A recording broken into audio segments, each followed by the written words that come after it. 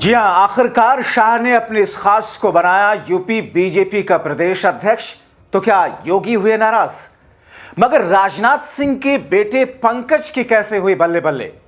और deputy CM में दोनों में से किसकी जा रही कुर्सी? स्वागत है आप सभी का। आप देख रहे हैं द राजनीति का विशेष सेगमेंट खबर और विश्लेषण। मैं हूं जब्बार खान।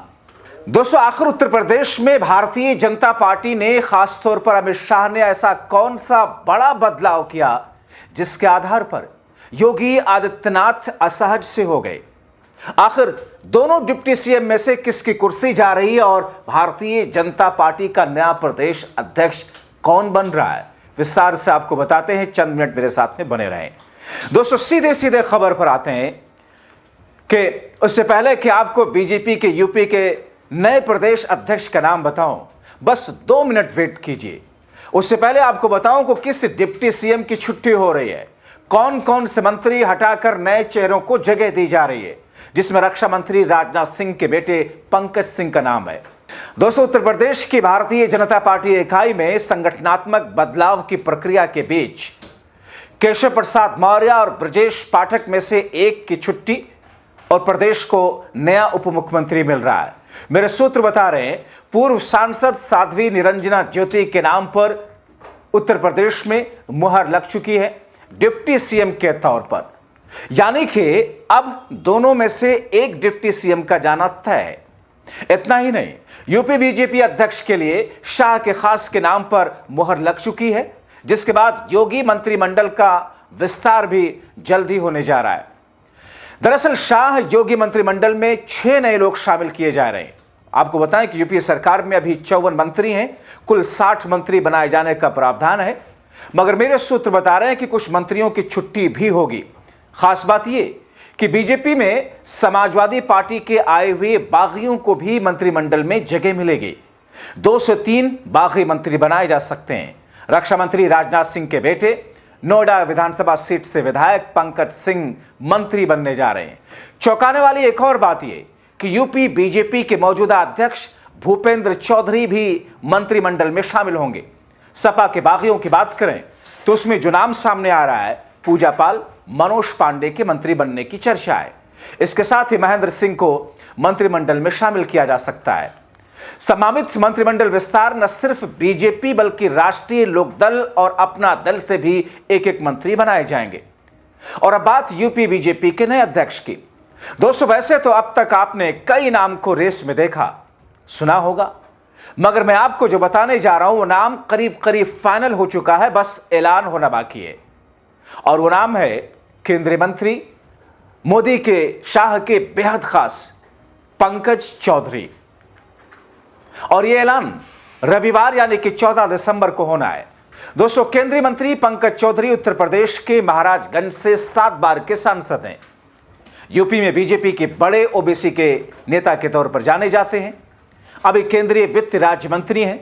उनकी गिनती यूपी के शालीन और जमीन से जुड़े बड़े नेताओं में होती रही है। अभी केंद्र में, जैसा कि मैंने आपको बताया, कि वित्त राज्य मंत्री हैं और मोदी और शाह के भरोसेमंद खास हैं।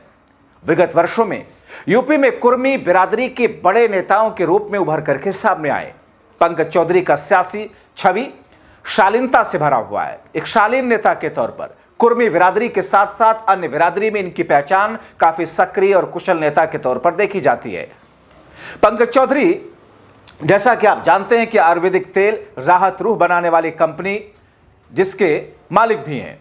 पूर्वी उत्तर प्रदेश में पंकज चौधरी की छवि किंग मेकर की रही है। इस समय उत्तर प्रदेश बीजेपी में पंकज चौधरी के कद का कोई कुर्मी नेता है नहीं। और उत्तर प्रदेश में कुर्मी दरअसल यादवों के बाद दूसरी सबसे बड़ी पिछड़ी जाति है। 1989 में गोरखपुर नगर निगम से पार्षद का चुनाव लड़कर राजनीतिक करियर की शुरुआत करने वाले पंकज चौधरी आज उसी यूपी के बीजेपी के अध्यक्ष बनने जा रहे हैं। पंकज चौधरी कुर्मी समुदाय के उन चेहरों में से हैं जिन पर भरोसा उत्तर प्रदेश के उन समुदाय के लोग भी करते हैं और ऐसा चुनाव में दिखा है। और मोदी शाह के बेहद भरोसेमंद तो है ही हैं। दरअसल मोदी शाह एक तीर से कई निशाना साधना चाहते हैं। एक तरफ योगी के सामने अपना खास बिठाकर, दूसरा ये कि यूपी में अखिलेश के पीडीए की रणनीति को भी तोड़कर। आप देखें कि 2024 के लोकसभा चुनाव में सपा ने कुर्मी समुदाय के बिसात पर कैसे बीजेपी को धो डाला था। 2024 में सपा ने 27 टिकट ओबीसी को दिए, उसमें सबसे अधिक 10 टिकट कुर्मी जाति को दिए। इनमें से 7 ने जीत दर्ज की थी, यानी कि 10 में से 7 ने जीत हासिल कर ली। जबकि बीजेपी ने 2014 और 2019 के लोकसभा चुनाव में कुर्मी और दूसरे गैर यादव ओबीसी वोटों के सहारे ऐतिहासिक जीत की थी। सपा अपनी रणनीति के तहत बांदा को छोड़कर किसी भी ऐसी सीट पर कुर्मी प्रत्याशी नहीं उतारी थी जहां बीजेपी या अपना दल का उम्मीदवार कुर्मी हो, और उसकी यह रणनीति कामयाब रही थी। बीजेपी इसकी काट ढूंढ नहीं पाई। साल 2024 में मिली जीत के बाद सपा प्रमुख अखिलेश यादव अपने पीडीए यानी कि पिछड़ा दलित अल्पसंख्यक, या फिर जैसा कि अखिलेश कहते हैं कि आगड़ा को लगातार मजबूत करने में लगे हैं। ऐसे में यूपी की कमान पंकज चौधरी को सौंप करके मोदी और शाह 2027 की जीत की राह को बीजेपी के लिए आसान करने की जुगत में है। इसके अलावा दोस्तों, आप देखें कि पंकज चौधरी पूर्वांचल के कुर्मी वोटों की एकजुट करने में काफी महारत रखते हैं। कुर्मी समुदाय के राजनीतिक महत्व के बारे में आपको बताऊं तो कुर्मी पारंपरिक रूप से कृषक समुदाय है, जो 1990 के दशक से ओबीसी आंदोलन के प्रभाव में आया। पहले कांग्रेस और बीएसपी के साथ जुड़ा रहा, लेकिन 2014 से बीजेपी का कोर वोट बैंक बन गया। बीजेपी ने सामाजिक न्याय की रणनीति से गैर यादव ओबीसी, कुर्मी, लोधी, मौर्य आदि को एकजुट किया।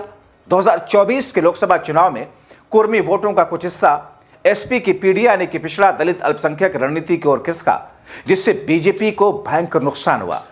अब सवाल यह है कि इसका प्रभाव होगा क्या? तो आपको बताएं कि पूर्वी यूपी में कुर्मी ठाकुर ब्राह्मण गठजोड़ बीजेपी की जीत का आधार रहा है। कुर्मी नेताओं ने बीजेपी को मजबूत किया, जैसे स्वतंत्र देव सिंह, जो कि भारतीय जनता पार्टी के उत्तर प्रदेश के अध्यक्ष रहे, कुर्मी समाज से। 2022 विधानसभा चुनाव में कुर्मी समर्थन से बीजेपी ने 255 सीटें जीतने में कामयाबी हासिल की। दरअसल बीजेपी पंकज चौधरी के चेहरे के जरिए गैर यादव ओबीसी समुदाय को साधने में लगी है, जिसका फायदा सीधे सीधे विधानसभा चुनाव में देखने को मिल सकता है। कुर्मी समुदाय यूपी की कुल आबादी का लगभग 6 से 10% है और यादवों के बाद सबसे बड़ा ओबीसी वोट बैंक माना जाता है।